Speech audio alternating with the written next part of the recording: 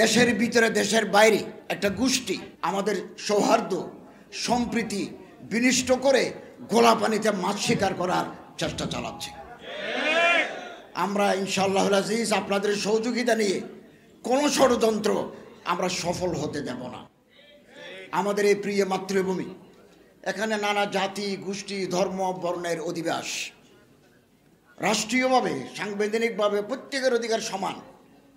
রাজনীতি করার অধিকার, ব্যবসা করার অধিকার, ধর্ম পালনের অধিকার, ধর্ম চর্চার অধিকার সমান।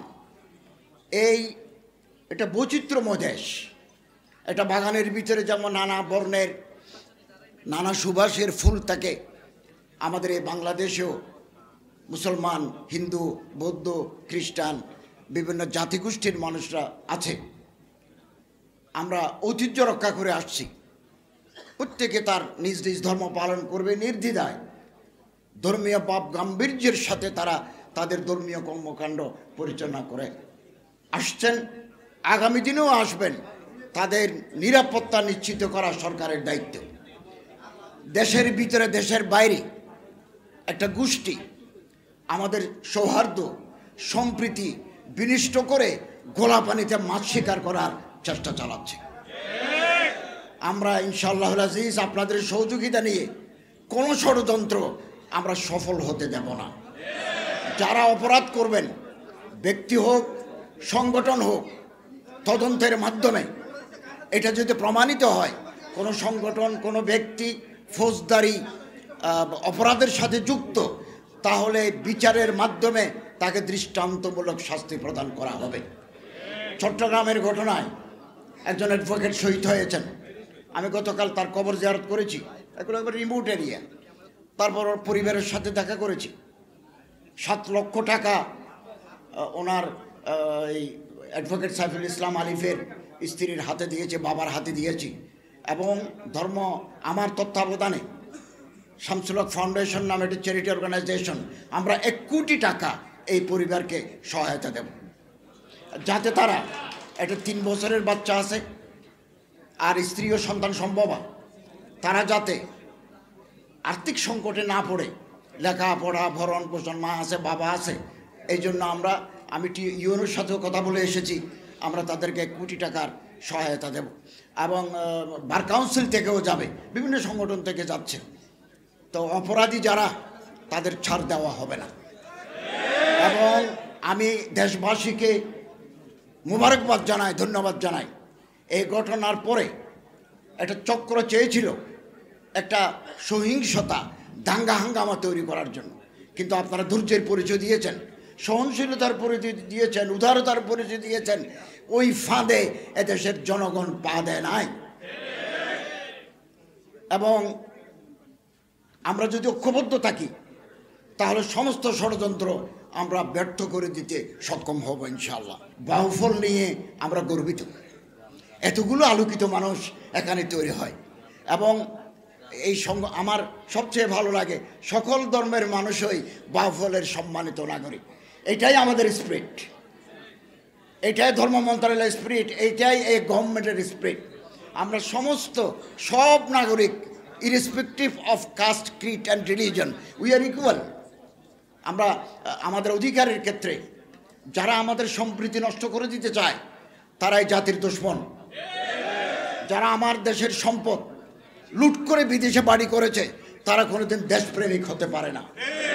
এরকম একটা সুন্দর দেশ আমরা আলহামদুলিল্লাহ দায়িত্ব নেওয়ার পরে আমাদের ফরেন রেমিটেন্স আমাদের বৃদ্ধি পাচ্ছে, দিন দিন ফরেন রেমিটেন্স বৃদ্ধি পাচ্ছে। নির্বাচন দেওয়ার জন্য পলিটিক্যাল স্টেবিলিটি লাগে। আপনি রাজনৈতিক অস্থিতিশীলতার ভিতরে কোথায় নির্বাচন দেবেন?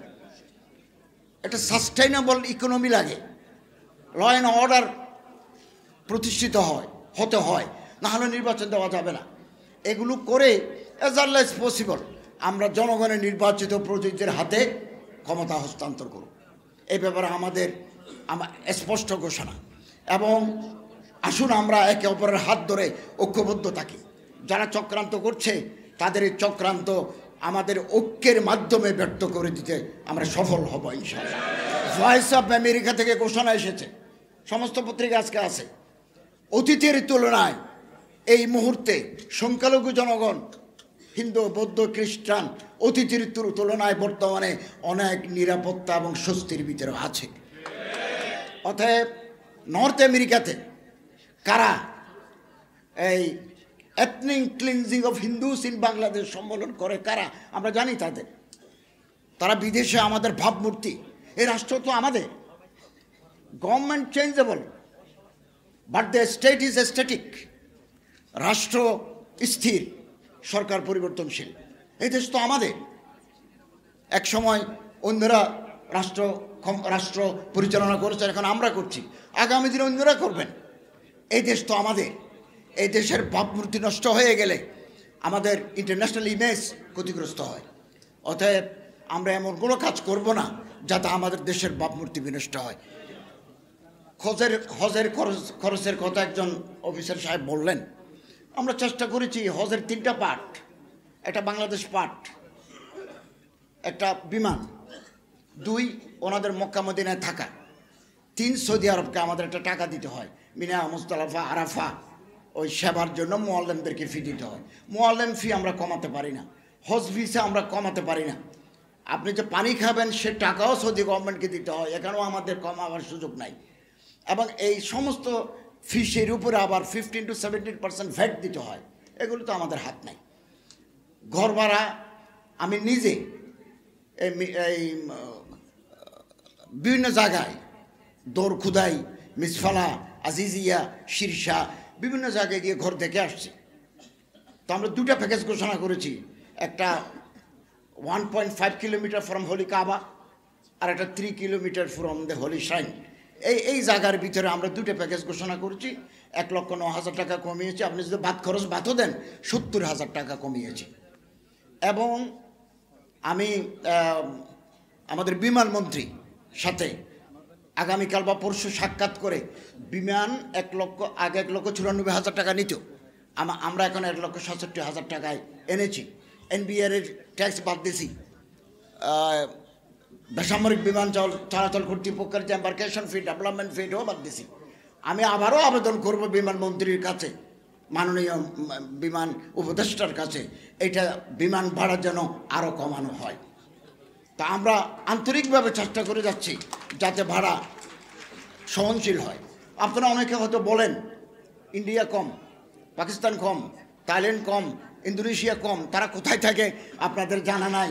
তারা থাকে আজিজিয়ায়, এটা কাবা শরীফ থেকে 8 কিলোমিটার দূরে। এইটা করলে তো আমি আরও 1 লক্ষ টাকা কমাই দিতে পারবো, আরও 1 লাখ টাকা কমাই দিতে পারবো যদি আপনারা রাজি থাকেন। তো 3 কিলোমিটারও দূরে হচ্ছে, বলা হচ্ছে যে 3 কিলোমিটারের দূরে, এবং আপনি কাছে থাকতে পাইবেন, থাকতে চাইবেন, অল ফেসিলিটিস এনজয় করবেন, পয়সা দিবেন কম। এটা কি হয়?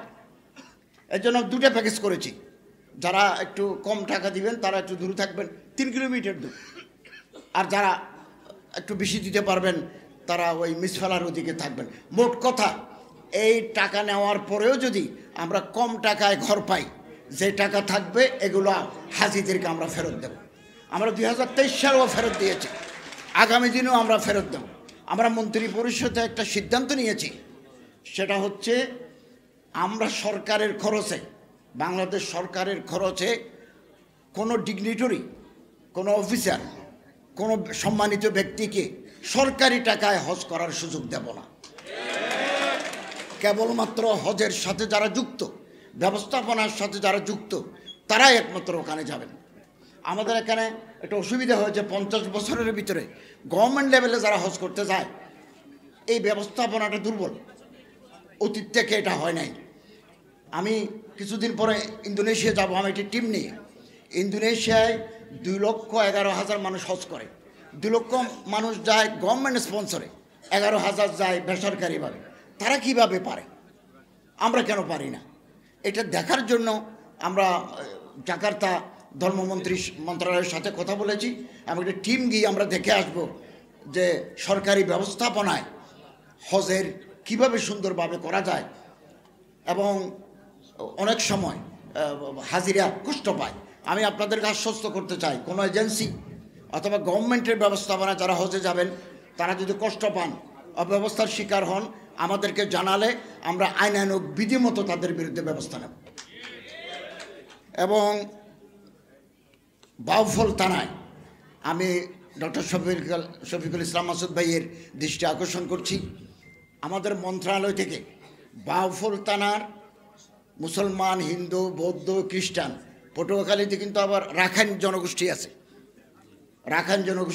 আছে, তারা এর মধ্যে একেবারে হতদরিদ্র, যাদের বই কেনার টাকা নাই, এটা জামা কেনার পয়সা নাই, অনাথ, এতিম, প্রান্তিক, এরকম 100 জন ছাত্রকে জাতি ধর্ম নির্বিশেষে আমার মন্ত্রণালয় থেকে তাদের লেখাপড়ার জন্য আমরা এককালীন সাহায্য করব। এবং ডক্টর শফিকুল ইসলাম মাসুদ সাহেব সাথে আমার যোগাযোগ আছে, তিনি যদি আমাকে লিস্টি দেন, আমার সাথে যোগাযোগ আছে, তাহলে আমি 100 জনকে, বাউফলের 100 জন ছাত্রীকে বিভিন্ন ধর্মের, আমরা তাদেরকে বৃত্তি প্রদানের, এককালীন বৃত্তি প্রদানের ব্যবস্থা করব। আমি ডক্টর শফিকুল ইসলাম মাসুদ সাহেবকে আন্তরিক মোবারকবাদ জানাচ্ছি এবং বাউফলবাসীর প্রতি আমি সম্মান এবং শ্রদ্ধা জানাচ্ছি। এবং এই বাউফল আগামী দিনে বাংলাদেশের জন্য একটা আলোকিত জনপদ হিসেবে পরিচিত হবে, এখনও পরিচিতি পাচ্ছে, আগামী দিনে আরও বেশি করে পরিচিত পাবে, এই প্রত্যাশা ব্যক্ত করে শেষ করছি। ওয়া আখিরু দাওয়ানা আনিল হামদুলিল্লাহি রাব্বিল আলামিন।